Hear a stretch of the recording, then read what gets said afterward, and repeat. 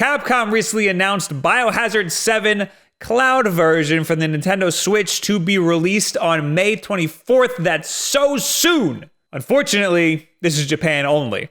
Hopefully with a little bit of eShop trickery, it shouldn't be too hard to play in the States. But this isn't about just this one game. This is about the potential doors that this opens. I think this is a great opportunity for developers to port whatever games they want to the Switch. Other people see this as a cop-out.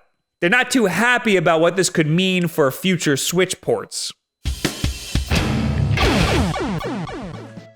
This is a very interesting move considering that Nintendo is usually about 4 steps behind when it comes to online stuff. Now, cloud streaming services for video games are nothing new. You might remember the old online service, PlayStation Now, hell, even more pertinent, the PlayStation Vita's remote play capabilities. What all these services have in common is that all of the game's rendering is being performed somewhere else. All your device is doing is connecting to the internet, providing a video feed, and relaying all the inputs that you make. All of the hard CPU and GPU tasks are being performed by another device. In most cases, it's the cloud, which means some big beefy server hidden away somewhere in some corporate-looking building. Or in your Vita's case, your PS4 is doing all of the hard rendering. Some critics, like this guy on Reddit, are saying that anybody that tells you PS Now is the same as gaming on the console is lying to your face.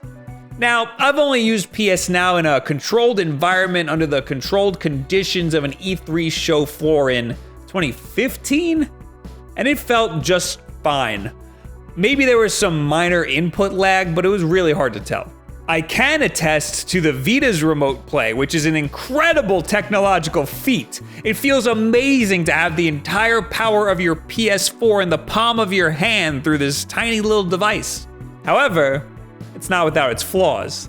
I used it to play Destiny a few times, and while it does its job spectacularly, the small but noticeable input lag made online play pretty much unbearable. Plus, being on Wi-Fi in my own house still gave me random bits of slowdown, which is inexcusable when you're in the middle of a firefight. So while cloud gaming is a great solution, it's not the most ideal. The Switch has a major problem with third-party developers. These developers are trying to make the best games possible for whatever platform they can with all of the system resources allotted to them. Unfortunately, in some cases, like let's say Monster Hunter World, that means that a Switch version is completely out of the question. And you may be saying to yourself, well, Bethesda did it, so why can't they? Well, that's because Bethesda is one of the world's most renowned single-player publishers with a very technical PC-first mentality, but the drive and the means to port their games to as many platforms as possible. id Software developed the id Tech 6 engine to be as scalable as possible. They want you to be able to play their game no matter how much of a potato your computer is. The Nintendo Switch, comparatively, is a potato. Now, don't get me wrong, it's super powerful, but it's just a $300 tablet. Imagine spending $300 on a computer, monitor, mouse, keyboard, mousepad. Doom and Wolfenstein 2 run amazing on the Switch. That's because they're both using the id Tech 6 engine. So it was relatively easy for them to downscale. Other developers aren't so forward-thinking. And that brings us to Capcom's solution. Just have the cloud deal with it. This means that from this point forward, no developer has any excuse not to put their games on the Switch. Fortnite, PUBG, Call of Duty, Assassin's Creed, Battlefield, The Witcher, Cyberpunk. Hardware isn't an excuse anymore. Put your damn game on the Switch. Unless, of course, this all turns out to be one big commercial failure. Resident Evil 7 seems to work by downloading a 45 megabyte file from the Japanese eShop. This file is completely free and allows you to play for up to 15 minutes. This is great because it allows you to test your internet connection to see if this thing is even gonna work right. After that 15 minutes, it'll cost about $18 to play further. That $18 is an in-app purchase. I've also heard that this only allows you to play within a 180-day window, so that $18 is a rental for 180 days, but I haven't seen any sources cited on that one. You will most likely be able to download this game onto your American Nintendo Switch using a Japanese eShop account, but English is not a supported language, so stetsu no kon.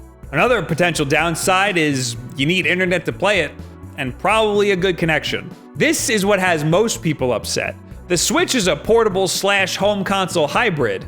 You can still play Resident Evil 7 at home on your couch on your own Wi-Fi, but you can forget about playing it anywhere else. Sony requires a connection speed of over 5 megabits per second in order to play PlayStation Now. I'd expect Capcom to require around the same.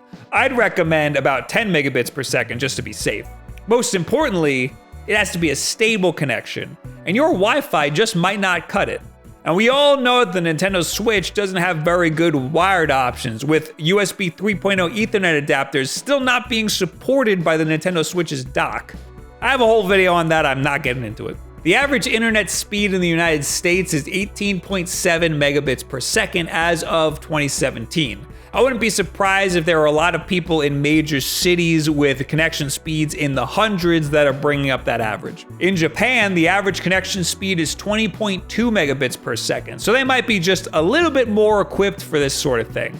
It's entirely possible that Capcom decides that we in the West just aren't ready for this type of technology. The global average internet speed is just 7.2 megabits per second. So while cloud gaming might be fine for some of us privileged folks sitting here in our homes jacked up to some of the best internet speeds, it might not be that great for some other people. Granted, those people probably have a lot more to worry about than what game should I get on my Switch this week? The best case scenario is that developers only use this sort of cloud gaming service if A, it works really well, and B, there's no other option. I really hope that developers don't use it as a crutch and decide it's easier to just throw the game on the cloud than it is to develop an optimized version for the Switch. Past game services have shown us that cloud gaming is fine, but it's not the most ideal gaming solution. Games that are optimized for the Switch, like Doom and Wolfenstein 2, will always be better for us than games running off of some sort of cloud. But if there's no other option, which may be the case for Resident Evil 7, then I'm willing to take what I can get, which is the PS4 version.